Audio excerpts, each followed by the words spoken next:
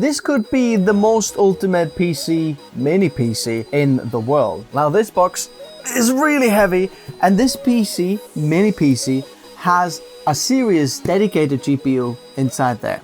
So let's take a look.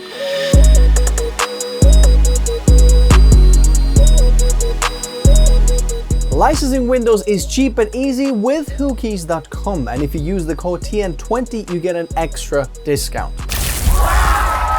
Complete the purchase, copy the key, and paste it to the activation settings. And you're all done. Also check out their Microsoft Office 19 license and use the same code TN20 for the extra discount. Check out whokeys.com in the video description below. So this is the ROG NUC 970 gaming mini PC.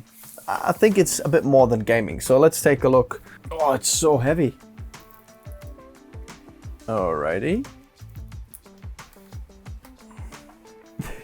This is so heavy. Safety information. What is this? I am not sure what these are. Okay, we've got a stand, and I assume the power brick. 330 watts. Wow, I guess that's it. No HDMI cables. This is the top here. Obviously these, you can see some rubber feet here. We're gonna tear it apart in a minute and see what's inside. But like, this feels way too heavy for this size. There's either a lot of metal heat sinks inside. There's some grills on the left side here, and then some on the right side here, probably intake, as well as on the top here. I can see a little square logo there of the ROG. Oh, maybe that's what the square was for. You can take this off and then put like your own, like grave out or laser out some kind of your own logo, and then it can shine through there. The front I/O, SD card reader, full size SD card reader. That is cool. 2 USB type A ports, and then a headphone mic combo jack. On the back we have 2 display ports, 1 HDMI port, 1 Thunderbolt 4, 2.5 gigabit LAN, USB 2.0 ports, and then some more 10 gigabit USBs. Some kind of switch in here. I'm not sure what that does. Let's turn it on first, see how powerful this is, and then later we're gonna tear this apart. Okay, I got it in. The CPU here is the Core Ultra 9 185H. Memory, we've got 35 gigs of DDR5 5600 megahertz. We've got our SSD, which seems to be Samsung, probably 990, 980 Pro, something like that. 2.5 gig controller, and an RTX 4070 laptop GPU. Well, now then, let's take a look how well does this CPU perform. I've got Cinebench R23 here. This CPU has 16 cores and 22 threads. 6 of them are P cores and 8 of them E cores, and there's some low efficiency cores as well, as what Intel likes to call low power efficient cores, extra 2. I don't think you can see them on Taskmaster or Task Manager here. Taskmaster, that's funny. It doesn't look like you planned this. Let's do one test and then see Cinebench. Whoa, we're already thermal throttling. What is going on? All of the P cores thermal throttling. We're pushing through 102 watts. What's the core temperatures? All P cores are 100 degrees. Where does it actually exhaust the air out? Okay, it comes from the sides out. But this does not look good cooling. Okay, roughly about 19,000, 20,000 points. That is a little bit alarming. Interesting thing is, if you look at the clock speeds here, the maximum turbo is 115 watts, what it can push through here. I mean, it is very warm in this room. It's 28.1 degrees right now, and we are thermal throttling. I mean, if we were 5 degrees lower, we probably wouldn't be thermal throttling, but let's start one more time, see if we have it any different. Okay, now we're pushing 111 watts. Still all P cores, as you can see, thermally throttling. P cores, lowest is 99, highest is 101 degrees. 2 they're trying to push here. And these are the low power efficiency cores there as well. Seems like they're doing stuff as well. 2 of the P cores have gone to 5 point something, almost 5.1 gigahertz, which is what they're offering. But right now it seems like it's not very good thermal performance of this. Thermally throttling a lot, which is, we'll have to have a look. Now, let's take a look at our GPU and how good is the GPU. because this is an RTX 4070 laptop GPU, and I don't know how much power it can push through. Right now, maximum we pulled is 23 watts from there. So we're gonna do 1440p, and then we'll just run Vermark. 140 watts, that is not bad. That's one of the highest you can get with laptop or mobile 4070s. I mean, it seems like the cooling is absolutely optimized for our GPU. As you can see, the GPU is pulling 140 watts and with 67 degrees. Hotspot is 75 degrees. Thermal limit is 87, so that is so good. And this is 28 degrees in this room. It's very, very warm, yet the GPU is performing very, very good. I want to see what the CPU is doing right now. Oh yeah, look at that. CPU package, 33 watts we're pulling right now, and we're 100 degrees. They might share the heat load. Core temperature is not so bad, but something on the CPU actual die is 103 degrees. Look, package thermal throttling, but we're actually running a GPU load, not even on the CPU. So I'm not sure what is going on in there. We have to check out the cooling. Look again, the CPU goes to 103, 104 degrees here on the package. We're only pulling 14 watts. Look, 30 watts and 107. GPU is completely cooled down. So we'll have to take a look at that, what's going on in there. So I've got the SD card plugged in there, and I'm writing onto the SD card about 60 megabytes per second. We'll see the read speed of this as well. V90, it should be able to write about 90. I think it's megabits per second, so I think we're right. So from the card to the desktop, are we done? That was very instant. Well, why does it copy so fast? Let's go to the downloads. It copies it instantly. How is this possible? So this is a bit weird. So I've got some other files now on the SD card. We're going to copy them up to the desktop. Again, instantly. How is this possible? That is crazy. Let's turn this thing off and let's have a look inside. Oh, can you see the ROG logo here is lit up? Okay, that's undone. There's 2 screws on the bottom here. Okay, that opens this way. Then this here is the like little logo. Do you remember there was 2 black squares inside the box? So basically what you can do is 3D print or carve out your own logo and then have it here, and then it in essence just shines through. This black now slides backwards once I've done that back screw there, and then this whole chassis, whoa, comes off in there, and this is just the LED logo that goes over there. Interestingly, there is some kind of thermal pad underneath here for the DIMM slots on the back this time, and then a little bit here on the back of this CPU plate, I assume, or GPU? This is probably CPU because that's square. The rectangular one, that's the CPU, that's the GPU, to get even more heat onto this chassis. So use this chassis as a heatsink as well. So that's great design. So let's do these screws now. It shows here number 1, 2, 3, 4, 5.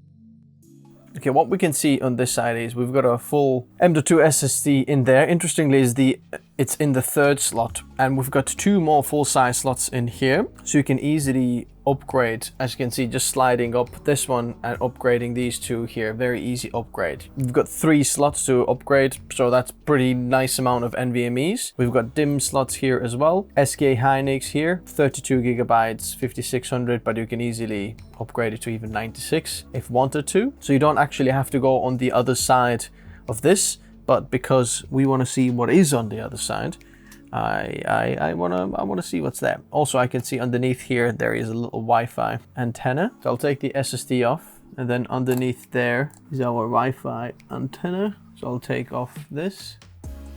Black left, white right, because we have to go onto the other side. Okay, now when this is off, let's see if we can lift it up. There it is. Try to... Okay. What I can see is there's 2 fans plugged in behind there, as you can see. So one is kind of for the GPU, one for the CPU, I suppose, so they can operate them separately. So I'm going to put that down, then take this off. Oh yeah, so as you can see, we slid that forwards, and then you can get the bottom off as well to really see the fans. 1, 2, and then access these. Actually, you might need to, because putting these back through these holes, because that's great engineering. You can see these in there. So I'll just put the bottom on the side as well. These are pretty thick fans. I think they're 20 millimeters, 15 millimeters, 15 millimeters thick, 2 of them. They blow pretty well, even though we're not getting the heat out exactly as well as I would have thought. So now here, this is like where this is very, very heavy. Like this heatsink here, this feels very tense and you can still feel a lot of weight to this. That thing here probably weighs as much as the rest of the chassis. This is where most of the weight comes from. This is pretty insane. So I guess let's undo these screws here. So these are labeled here as well. 1, 2, 3, 4. There's 1, 2 in there as well. And then we have 5, 6, 7, 8. If you can see these.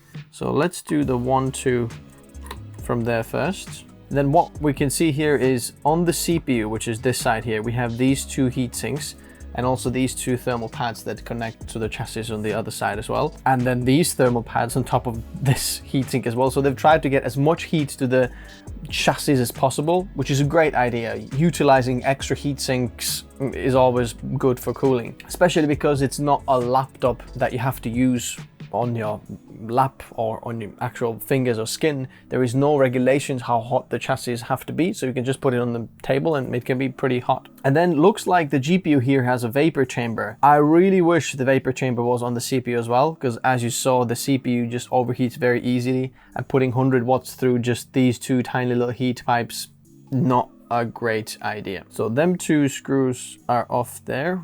We'll put these on there. Then let's do these. Don't want to do them all the way because it feels a bit okay. So this is very tense and heavy. There's a lot of copper in here. As you can see, the vapor chamber here is moving all the way around, so they've done a great job here. I've actually teared this down already once, but my camera didn't work, so this is the second attempt. That's why you see my thermal paste application. I tried to make sure that this is still good, and I didn't see any performance difference. So there's a little copper heatsink for the power delivery and other components there as well, and they're using really thermal pads for everything to get the heat onto everything here. Thermal pads wherever you can. I'm liking this a lot. So here we can see the GPU VRAM, as you can see 8 gigabytes. So that means 2 gigabytes there. Micron chips. So look at that. You can see really the tiled layout there. You can see 4 chips in there for different things. Not a monolithic design anymore. The Intel Core Ultra. And here we have the NVIDIA GPU die there as well. So the CPU is making contacts with this kind of copper plate that is also soldered to these heat sinks or heat pipes, as you can see going in here. But I don't think this is quite enough. They need a vapor chamber to something more to extract 100 watts of heat, because they're pushing the CPU way too much and the cooling seems to be not adequate. Let's do a new thermal paste application. Our Arctic MX4. Nice blob in there. I'm going to put a little bit more in the middle. So let's spread this out as well. And then let's put this thing back. Make sure that the screws are lined up. I'm going to screw this number 1 in first, and then do this, kind of screwing that in. Okay. So we can also see that the CPU heat pipes go on kind of the left side, and then the GPU vapor chamber actually goes all over this. So the GPU gets all of the heatsink, and then the CPU gets like a little bit of the heatsink already, where the vapor chamber already has made contact underneath like this area, and then the CPU gets only that tiny bit, but this already is heated up, so everything's kind of heated up. So when the GPU is on the load, the CPU is heating up, but vice versa it isn't. If the CPU is heated up, the GPU isn't on the heating up. So they've obviously prioritized the GPU cooling rather than the CPU cooling. So in essence, you don't have to come onto the other side for this side to actually plug any of these in. I'm gonna do it like this. Okay, fans are screwed in, and we'll turn it this way. But it's interesting, they've labeled the screws, so you can if you wanted to.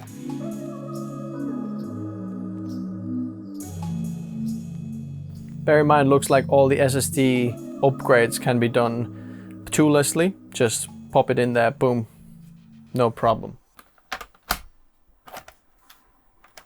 Let's screw this back in. Okay, and it's back together. Now let's see if the thermal paste application upgrade actually made a difference. Well, it looks like we've already had a P-core throttle a little bit, one of them. Same thing, all of the P-cores throttling. Total system power was 140 watts.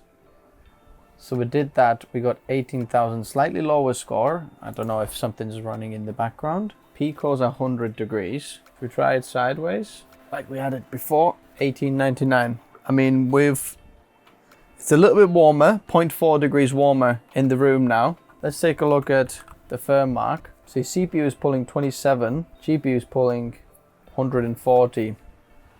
Look at that, GPU temperature, completely fine, absolutely fine. It's interesting, extracting the heat from the GPU seems a lot more easier than on the CPU. Let's see what happens if we put this one on as well. How will it manage that? Now there's 80 something watts from the CPU. Interesting, GPU's been pulled down now. 53 watts now on the GPU. And then now GPU goes back to 140 watts. Okay, let's take a look at the BIOS.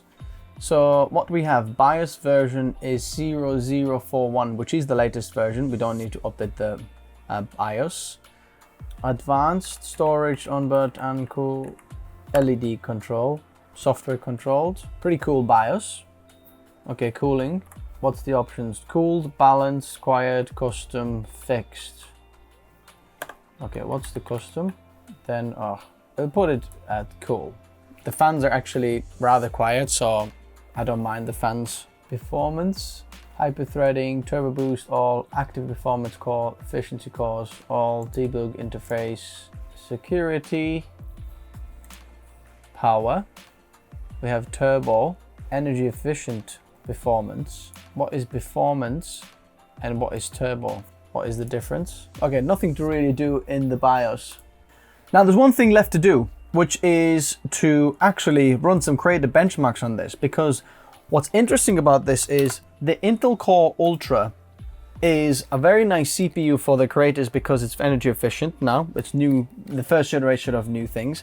Intel Arc, which gives us the quick sync timeline performance, very smooth timeline performance on other codecs, and then the NVIDIA GPU, very good as well in there. So I'd like to run some of the benchmarks for creators. So reset started. Let's run the creator benchmarks. You can see DaVinci Resolve, we're getting quite a good score in here. So it's decent in DaVinci Resolve. Photoshop is actually very, very good as well. Premiere Pro, very solid benchmark. So feel free to check it out and test it, against your scores. Plus it's got the AI. Obviously, because the Intel Core Ultra 9, we've got the NPU on our CPU, which can do some of the AI tasks. As you can see, Intel AI Boost.